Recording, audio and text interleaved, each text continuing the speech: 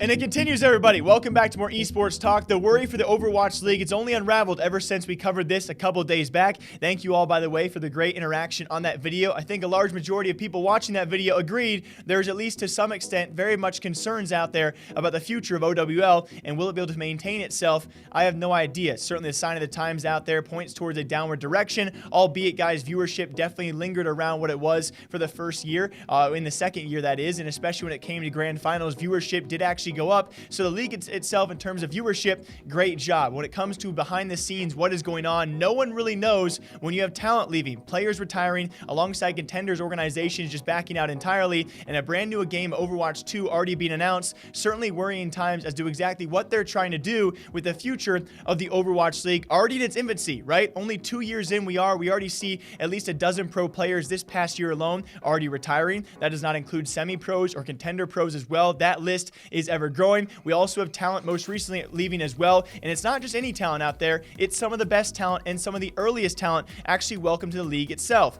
Monte Cristo alongside Doa, most recently Puckett alongside that, guys. Although Doa and Puckett will be going freelance and not entirely away from Overwatch, Monte Cristo citing philosophical and creative issues with the league itself. It has to beg the question, what is going on, what was said, what was discussed, where these talent do not see a future with the league itself, and so they're starting to go elsewhere, especially this early on in a league. I mean, you look at the best talent in other esports as well, CSGO, League of Legends, a girl like Shox, who is great on-air talent. It wasn't until 2019, a few days ago, this past year, I guess I should say correctly, throughout the year of 2019, where she finally went freelance away from her main game. Several years into it, and obviously one of the best talents of League of Legends, and even then, she's still going to be doing a ton of League of Legends stuff. So why? You must ask the question itself, why are all these talent all of a sudden saying, hey, we don't see a future here, so we're going to be going elsewhere? Here's what Puckett had to say, firstly, about his future away from Overwatch, but also to include a little bit of Overwatch. What's up, everybody? It's Puckett coming at you with a life update. It's a new year. I got a new logo and a new location. Molly got a promotion, bringing us back to New York City, where we lived for 11 years. And unfortunately, that means I won't be on the West Coast to host the Overwatch League for a third season.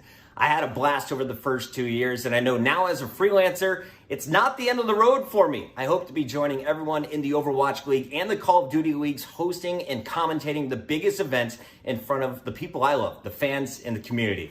It's been a blast so far, and now in my new situation, I'm pretty excited because in 2020, as a freelancer, I now have more time to get back to some of my roots, some of the games I grew up on, some of the games I still truly love. And those, of course, are titles like Halo. I get to get back into Call of Duty. I have time for Counter-Strike again. I'm super pumped to finally be able to dive deep into Rainbow Six and Apex Legends. I get to play Rocket League with my brother and all of my friends and enjoy the competitive scene.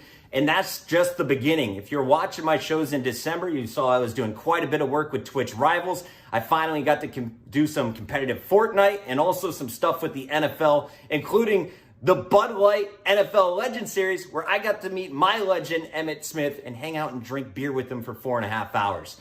But that was 2019. In 2020, I know it's going to be a bigger and better year, and I'm really excited for everyone. I want to give a special shout out to everyone that's still working on the Overwatch League. Shout out to whoever is going to be taking over that new role as the host. Make sure they get you a talkback button so you can talk to the producer. But I know you guys are going to kill it, and I want to thank everyone who is a part of our lives over the last 2 years on the West Coast.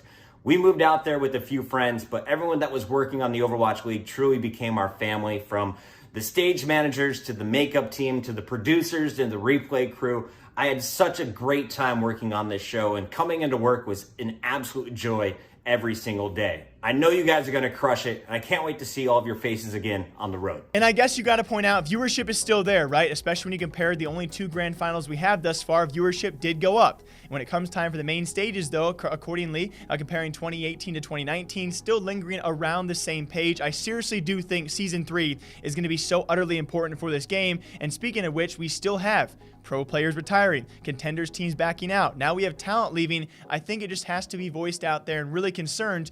what is going on with Overwatch League, especially when you come time for a duo like we're going to look at Doa, we're going to look at Monte Cristo, who were so hopeful, right?